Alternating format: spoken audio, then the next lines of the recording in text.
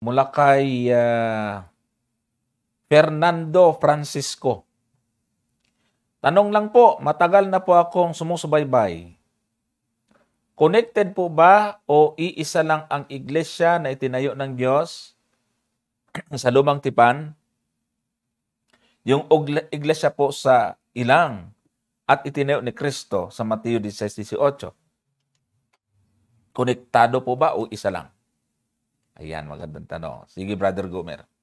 Napakagandang tanong yan, Brother Johnson, ano? Kasi nga, ang nangyayari sa ating kapanahunan ngayon, kaya nagkakaroon ng problema yung marami, ay sapagkat pinaghihiwalay nila yan dahil doon sa sinasabi nilang dispensationalism. Hindi ba? Tama. Kaya nga, kung makikita natin, ay kung connected ba o iisa lang, o tama yon. Tama yan, kapatid, na ang iglesia doon sa Lumang Tipan, ito po ay talagang konektado po yan sa iglesia sa Bagong Tipan. No? Paano po tayo nakakatiyak sa bagay na ito, Brother Johnson? Ayan, yan po yung ating titingnan. Paano tayo nakakatiyak na itong iglesia na sa Lumang Tipan ay konektado talaga sa iglesia na itinayo ng ating Panginoon. So, una nating babasahin, Brother Johnson, yung Mateo 16:18. Ang sabi dito ng ating Panginoon ay ganito. At sinabi ko naman sa iyo na ikaw ay Pedro, at sa ibabaw ng batong ito ay itatayo ko ang aking iglesia, at ang mga pintuan ng Hades ay hindi magsisipanaig laban sa kanya. Kapag binabasa nila ang talatang ito, Brother Johnson, gusto nilang ihiwalay itong talatang ito doon sa iglesia sa Lumang Tipan. Hindi ba? Kaya nagkakaroon ng tinatawag na dispensationalism. Pero kung titingnan po natin, mga kapatid, mayroon pong iglesia sa Lumang Tipan at ang tawag doon ng Biblia ay iglesia sa ilang, walang iba, itong bayang Israel. Yan po yung dapat nating maintindihan ngayon. Ngayon, pagdating ng ating Panginoon, itong bayang Israel na ito, no? Itong bayang Israel na ito yung hahanapin ng ating Panginoon. Ang sabi niya dito sa Mateo 10, sa talatang 5, ito yung kanyang tagubilin, Brother Johnson, sa kanyang mga alagad. Ang 12 ito'y isinugo ni Jesus at sila'y pinagbilinan na sinasabi, huwag kayong magsitungo sa alinmang daan sa mga hintil at huwag kayong magsipasok sa alinmang bayan ng mga taga-Samaria. Talatang 6, kundi bagkus, magsiparoon kayo sa mga tupang nangawaglit sa bahay ni Israel. So makikita po natin dito, nung mabuo ng ating Panginoon, Brother Johnson, yung kanyang 12 alagad, nung kanyang isugo itong kanyang 12 alagad ay isinugo niya, ang sabi niya rito, doon sa mga tupang nangawaglit sa bahay ni Israel. Bakit? Bakit po? No? Ang sabi po kasi ng ating Panginoon, sa Mateo 15, ang talatay 24 ay ganito. Pansinin po ninyo, ang sabi niya ay ganito. Datapwat siya ay sumagot, ang ating Panginoong Hesus. At sinabi, hindi ako sinugo, kundi sa mga tupang nangaligaw sa bahay ni Israel. So ito pala yung isang purpose ng ating Panginoon upang tipunin yung mga tupang nangaligaw sa bahay ni Israel.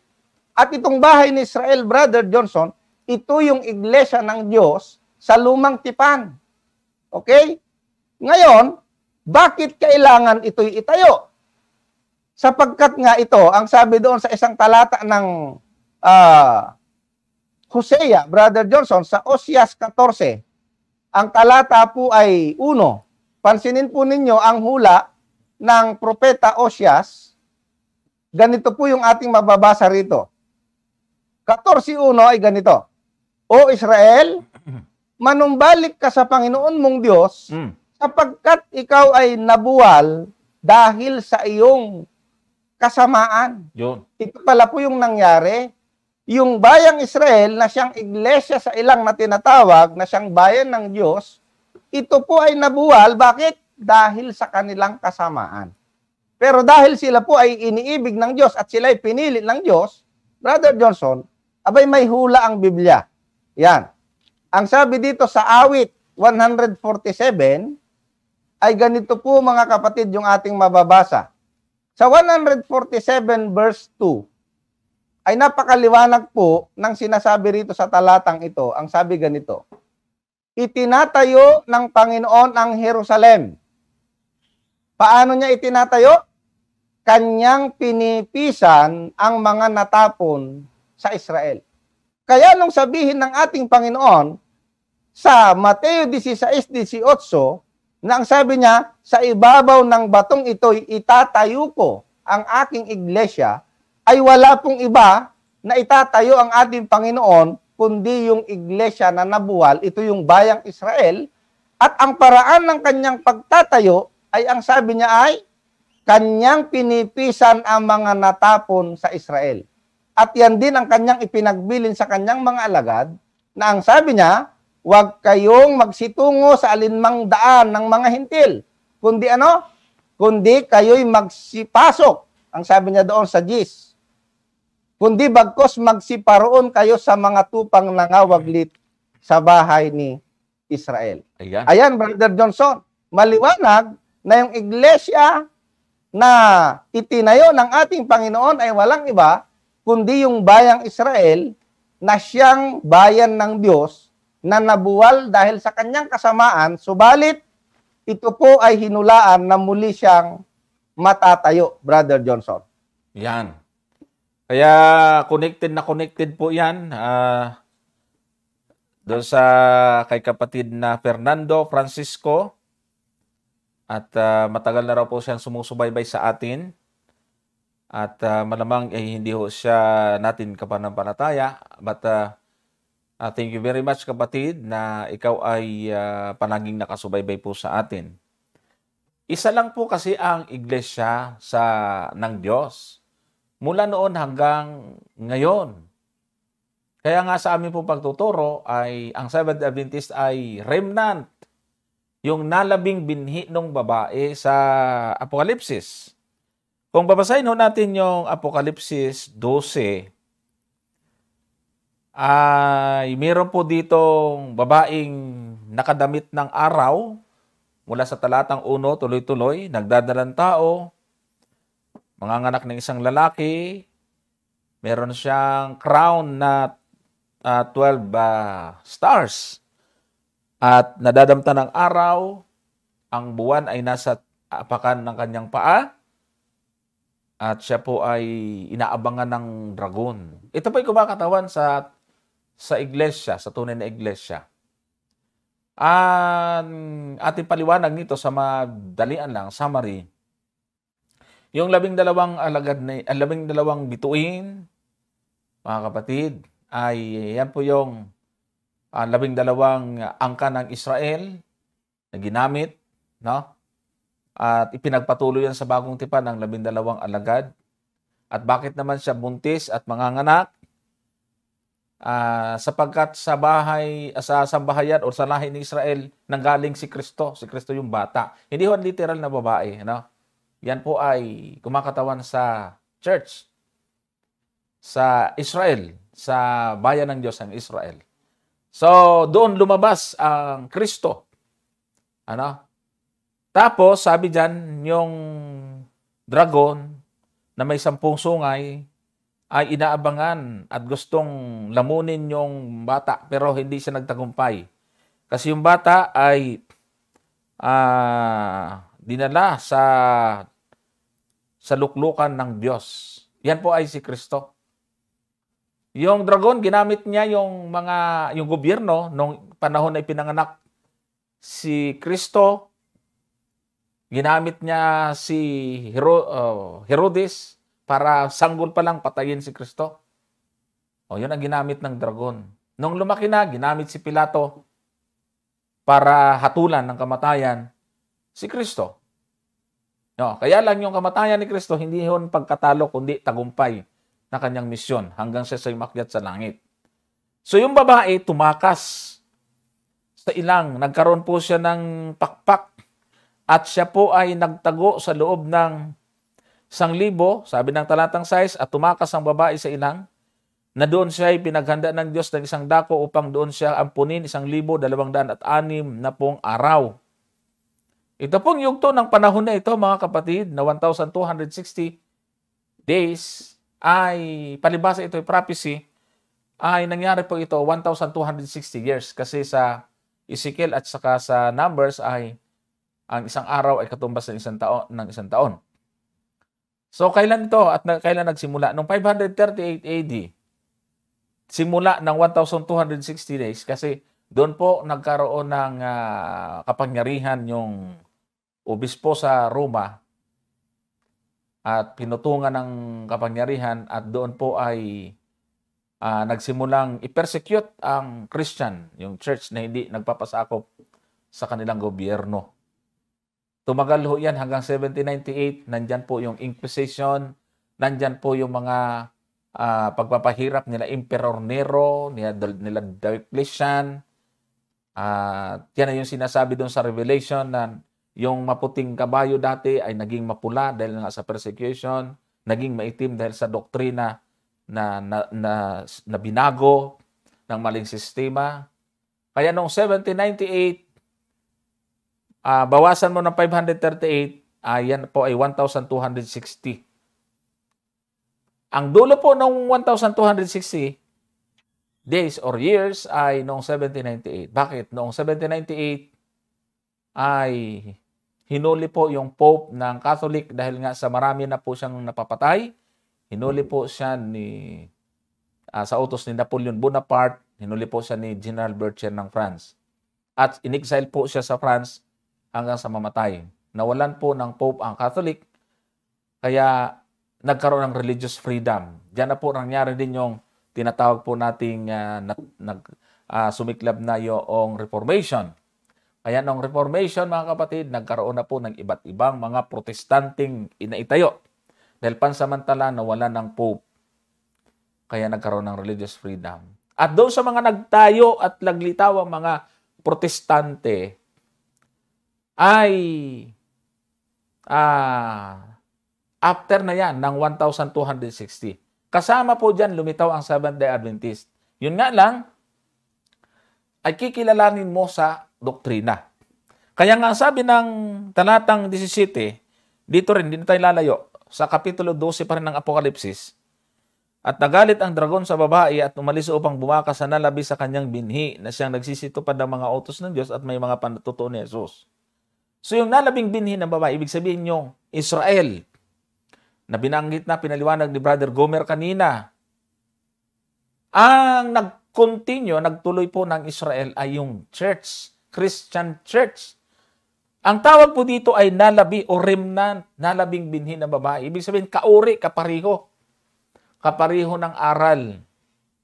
Kaya nga sabi po doon sa Gawa 7:38, na yung aral na kanilang tinanggap sa bundok ng Sinai ay aral na ibibigay din sa atin.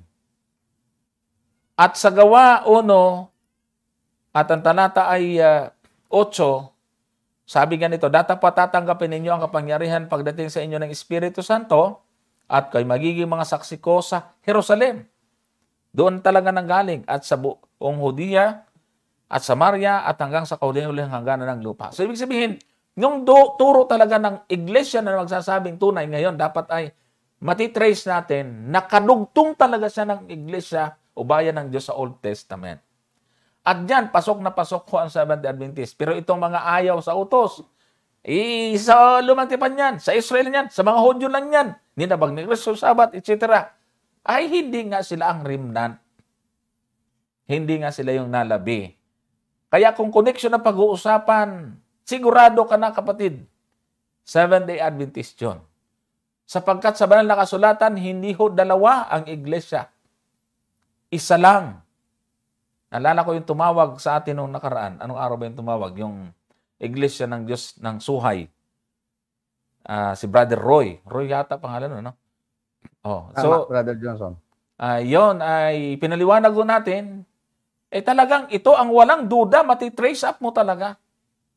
Maliban sa ating pong pagmalalim na mga doktrina at pag-aaral ng propesiya, kapatid, manood ka ng ating pagtuturo ng prophecy, History of the True Church. Kitang-kita po, mga kapatid, na ito ang nagpapatuloy sa iglesia na sinimula ng mga propeta. Kaya nga may talata, Brother Gomer, di ba? Ang saligan ang pundasyon, pinagsasaligan, ay ang mga propeta at mga alagad ng tunay na iglesia. Ibig sabihin, propeta sa Old Testament at pinagpatuloy sa New Testament. So, yun po yung ating may sasagot doon sa napakagandang katanungan na yun. Okay? So, next question po tayo.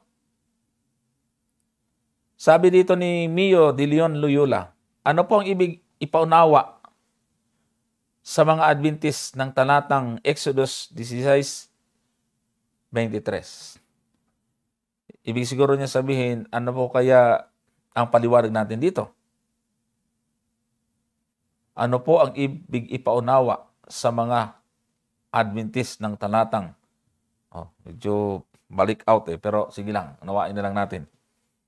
Siguro gusto niya ipaliwanag natin yung talata, Brother Gomer. 16, Sige. 20, 16:23 ng Exodus. Tingnan natin. Parang ito na rin yung kanina. Ang sabi po dyan, at kanya sinabi sa kanila, ito ang salita ng Panginoon, bukas ay takdang kapahingahan. Banal na sabat sa Panginoon. Ihawin ninyo ang inyong iihawin, at lutuin ninyo ang inyong lulutuin. At lahat ng lalabi sa itago ninyo sa ganang inyo, na inyong itira hanggang sa kinabukasan. Maganda yung tanong na yan. Pagbasahin niyo po yung buong chapter ng Exodus, dyan yung, hindi pa nga naibigay yung 10 Commandments dyan, ibig sabihin naroon na yung utos na Sabat, talagang mapapatunayan nga natin na ang Sabat ay talagang nag-exist bago pa yung written 10 Commandments, mga kapatid. No? Yan po ang malinaw dyan. At dito sa chapter 16 ay doon dinitalye, basahin niyo po yung chapter, yung pagbagsak at pagkahulog ng mana, pati instruction, araw-araw, wag susubrahan yung pupulutin. Kasi pag sinubrahan, babaho. Pagdating ng araw ng preparation or Friday, doblehin kasi kinabukasan walang uulan. Doon na po nakadugtong ngayon yun sa talatang 23. Walang mahuhulog na mana. Kaya sa araw pa lang ng Biyernes, ipiprepare na niyan. Bakit? Kasi nga itong mana na ito, ginagawa nila para hindi naman sila magsawa, ay niluluto nila sa panibagong putahe. Kung pag-aral natin yung kasaysayan ng Israel, minsan binabayo pa nila yan. Pero pwede rin talaga siyang kainin na. Kaya lang ginagawa po nila ay para maiba naman ang lasa at ginagawa po nila ay niluluto nila uli. Niluluto nila yan. So, yan ang dahilan. At yung iba po ay dinudurog po nila yan. Matrabaho naman yan pagka sa araw ng Sabat nila gagawin. Double portion ang nabubuhos pag-araw ng paghahanda. Kaya, that day, sa preparation, ipiprepare na nila yan. So, tandaan ho natin mga kapatid. Yan ay tumutukoy sa nahuhulog na mana sa araw ng paghahanda. Brother Gomer, baka meron kang additional. Napakaganda kasi nung tanong, Brother Johnson. No? Ano daw ba ang ibig sabihin? Ano? Ang naisip paunawa. Alam niyo kapatid, kung titingnan niyo lang, sino ba ang naghuhulog ng mana? Hindi ba ang Diyos? At siya ay naghuhulog ng mana mula Linggo hanggang Biyernes. Pero bakit pag araw ng Sabat, hindi siya naghuhulog ng mana? Kaya nga yung tanong na ano ang ibig ipaunawa nito sa mga Adventist? Alam mo, kung titingnan ko lang, Brother Johnson, napakarami nating lesson ang makukuha. Number 1, kung ikaw ay magtatapat sa Diyos, No? Kung ikaw ay magtatapat sa Diyos, kahit hindi ka magtrabaho ng araw ng Sabat, ipoprovide niya yung kailangan mo. Yan ang isang number 1 na natutunan ko sa talatang ito. Bakit? Kasi pagdating ng Friday, doble ang inihuhulog ng Panginoon. Ang sabi niya rito sa talatang 26, Brother Johnson, 6 na araw na inyong pupulutin. Datapwat sa ika-7 araw ay Sabat. Hindi magkakaroon.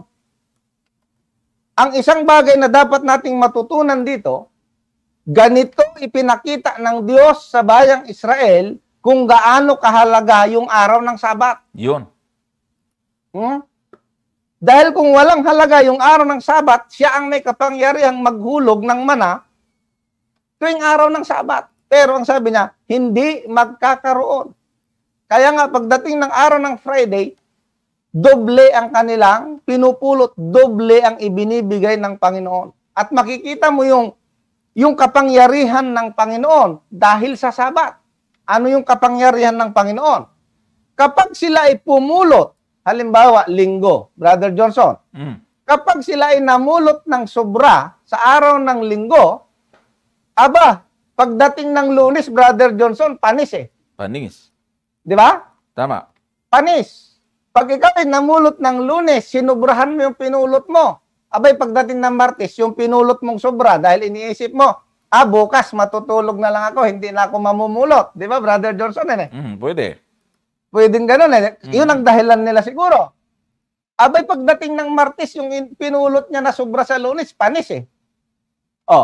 Pero ang nakakapagtaka, bakit pag Biyernes, hindi panis? Hindi napapanis. Hindi napapanis, Brother Johnson. Kaya nga, yung tanong, ano ang itinuturo nito?